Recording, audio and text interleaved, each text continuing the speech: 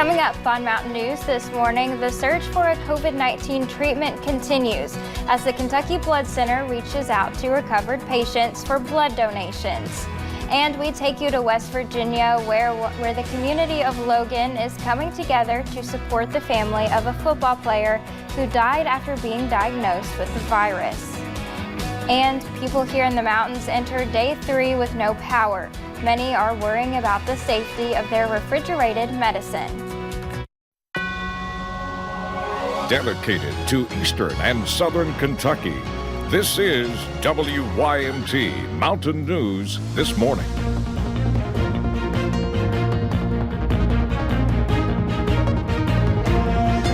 Good morning, I'm Katie Cook. It is Wednesday, April the 15th, and your time is about 6:32. Let's check in with Brandon Robinson for a look at your forecast this morning. Brandon, we're coming off of a cloudy and cold day yesterday, so I'm really looking forward to that sunshine and kind of warmer temperatures today. Exactly. We're on an upward trend, even though it's going to take us a little while to get back to where we were a couple of days ago, a couple of weeks ago. But again, it's on the way up, but this morning, not so much. Freeze warning in effect until 10 for the entire region, but as we look across the area, those skies are clearing out quickly if they haven't already, and we're going to see the sunshine start to peek through here relatively quickly this morning. Visibility is rough in some areas. If you're out traveling right now, you're getting ready to be out traveling soon, please be extra careful this morning. Starting to see maybe just a little bit of cloud cover over Hazard this morning. Maybe that's just the fog there kind of starting to rise, but we've had to see the moon earlier, but I don't see it right now. We're looking at temperatures in the 20s and 30s as you start your day today. You'll need to get out a little early and scrape the frost off, defrost those cars, because it could be thick in some locations this morning. Headlines as we look ahead. After that frosty morning, the sunshine returns and a warming trend is on the way as we head toward the end of the week and the weekend. More details in just a few minutes. Katie? All right, Brandon, thank you. Recently, there has been a call for people who have recovered from COVID-19 in Kentucky to donate their plasma to help other coronavirus patients. The Kentucky Blood Center has seen more than 100 people reach out about donating. The Kentucky Blood Center told us yesterday that they have had 123 people submit their information to be considered for a donation. And the Blood Center has actually collected plasma from 4 recovered patients. To see if you are eligible, go to kybloodcenter.org. Officials in Floyd County announced the county's first case of COVID-19 yesterday afternoon, but by the time the county's 7 o'clock news conference kicked off, that total was up to 3. A 22-year-old man, a 64-year-old woman, and a 1-year-old child have tested positive. Public Health Director Thursa Salone says the cases do not seem to be linked, adding that the only way to stop the spread is to be responsible citizens. Really, none of us are clear. We have to all be cognitive of the signs and symptoms and monitor ourselves, because you really, at this point, have no idea where you could pick this up. One of you today may have the coronavirus. That's the reality of it. Salone says the health department will now begin looking into the exact number of tests completed and tracking the patient's progress for future updates. In West Virginia, the community of Logan is experiencing the tragic effects of the COVID-19 virus after a young football player died after testing positive for the virus. 25-year-old Teddy Nelson died at Logan Regional Medical Center on Saturday after fighting off symptoms of COVID-19 for 2 weeks. Friends say Teddy was the perfect name for the 2013 Logan High grad, a gentle giant who never skipped a chance to lend a helping hand. Teddy bears are stacked up outside the high school, paying tribute to the football player who touched the lives of so many. To lose a kid that's 25 years old,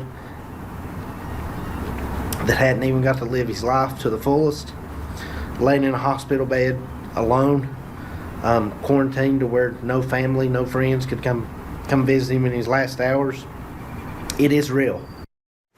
On Saturday, with just 2 hours' notice, 40 to 50 people hopped in their cars and drove by his mother's house, honking their horns and letting her know that she was not alone. His family says they hope the community will continue to keep their family in their thoughts and prayers. A person living at Jackson County Nursing Home has died from COVID-19. 40 people at Jackson Manor have tested positive for the virus, including 21 residents and 19 staff members. Jackson County Judge Executive Shane Gabbard says the community is stepping up to support the nursing home. Every night for the next 2 weeks, a different church has volunteered to hold a drive-up prayer service at the home.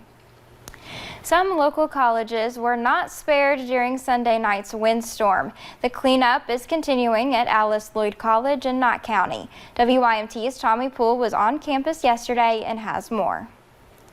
For many in the mountains, it was a bizarre weekend. It was a very strange Easter. I think it was the first time most of us probably weren't at church Sunday morning. Storms ripped through eastern Kentucky, leaving a path of destruction. We heard the winds, the trees started snapping, the power went out. Alice Lloyd College was one of the hardest hit spots in Knott County. There were several trees down. We knew that one was on a house, on a faculty member's house. We knew that a couple were down up on top of the hill.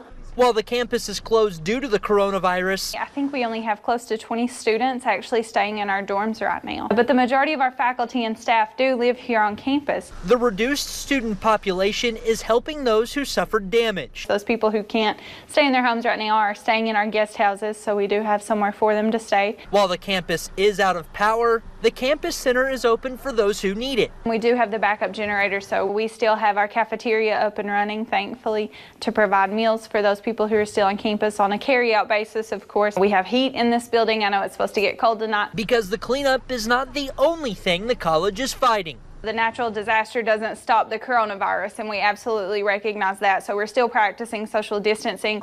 As the college looks to get through a tough, difficult time. In Pippa Passes, Tommy Poole, WYMT Mountain News.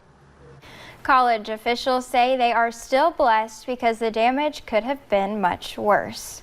While food is one concern across the region, many people rely on their fridge to cool more than just groceries.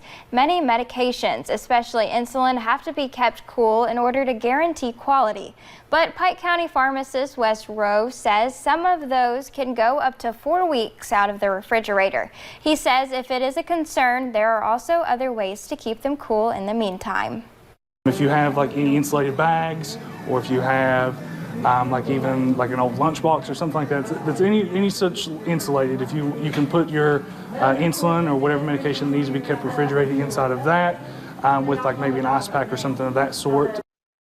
Rose says to make sure not to freeze this medicine as that will result in a loss of its potency. He says to consult your doctor or pharmacist with any questions. With no power, it can make eating a little more difficult. Those without electricity flock to fast food restaurants in Hazard, hoping for a fast meal, but were met with long lines. Some said they waited for more than 40 minutes.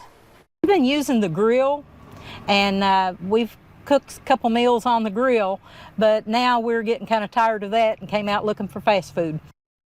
One of our producers was stuck in line for around 2 hours yesterday afternoon, but with more people now getting electricity in and around Hazard, the lines did not look as bad last night. Outages across the region not only impact people at home, but also schools as they continue to feed their students at home during the coronavirus pandemic.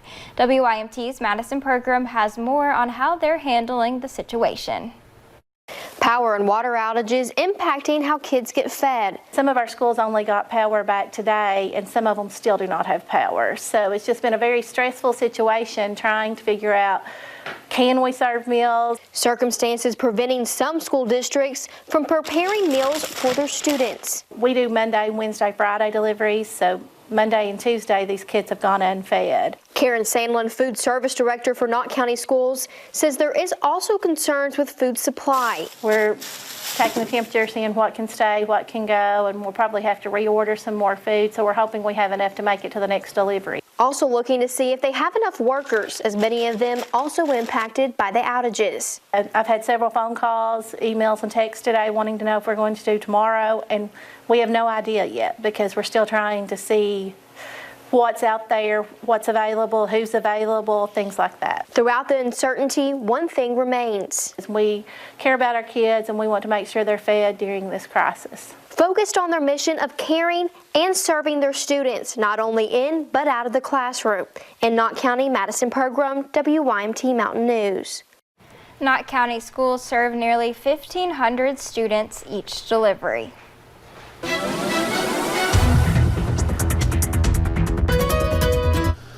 6:41 on this Wednesday morning, and we're looking at that freeze warning that will continue through 10 o'clock this morning for the entire region, all 4 states, our counties in all 4 states. So it's going to be a frosty start to the day. Make sure you give yourself time to defrost those cars if you have to be out this morning. If not, and you're still kind of watching us on your phone in the dark, hopefully your power will be back on soon, because I know it's been a cold night for a lot of folks. 29 in Harlan, 28 in Williamsburg, 28 also in Jacksboro, 24 in Irvin right now. Everybody else kind of hovering right there near the 30-degree mark, with the exception of Moorhead at 27 this morning.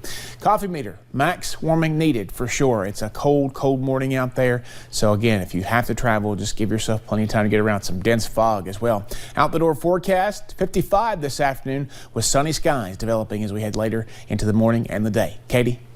Thank you, Brandon, and thank you for joining us on Mountain News this morning. Coming up, today is the last day of Kentucky's regular legislative session. We'll break down what lawmakers hope to achieve as things wrap up in Frankfort.